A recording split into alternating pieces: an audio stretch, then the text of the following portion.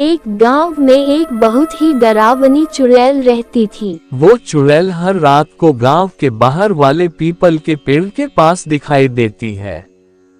उसने खुद को किसी बड़े रईस की तरह सजाया होता था और साथ में हीरे मोती से जड़ी हुई पोशाक पहन रखी होती थी।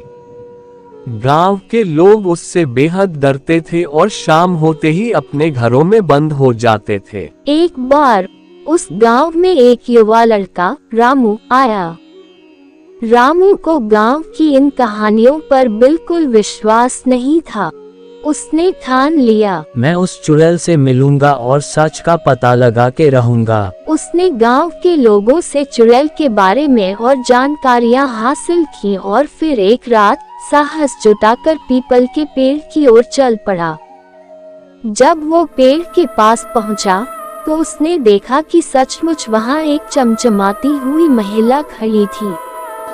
वह बेहद सुंदर दिख रही थी और उसकी आंखों में एक अजीब सी चमक थी। तुम कौन हो और यहाँ क्यों आती हो? मैं इस गांव की सबसे पुरानी आत्मा हूँ।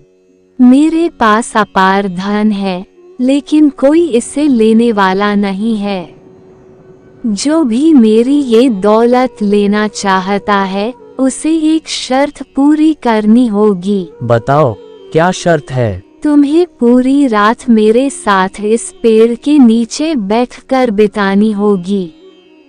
यदि तुम डर के मारे भाग गए, तो तुम्हें कुछ नहीं मिलेगा, पर अगर तुम रुके रहे तो मैं तुम्हें अपनी दौलत दे दूंगी। रामू ने ये शर्त मान ली और पेड़ के नीचे बैठ गया। रात जैसे जैसे बढ़ती गई, अजीब अजीब सी आवाजें आने लगीं। कभी पेड़ के पत्ते हिलते, कभी किसी के चलने की आवाज आती। लेकिन रामू ने हिम्मत नहीं हारी। वह बैठा रहा और आखिरकार सुबह होते ही चुड़ैल वहां से गायब हो गई। लेकिन उसके जाने के बाद वहां एक बड़ी सी बैग पड़ा था, जिसमें ढेर सारे सोने के सिक्के और हीरे मोती थे।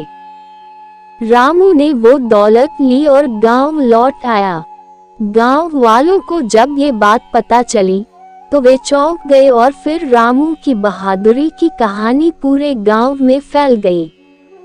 इस तरह रामू बन गया उस गांव का पहला करोड़पति, जिसने चुड़ैल की दौलत पाकर अपना जीवन बदल दिया।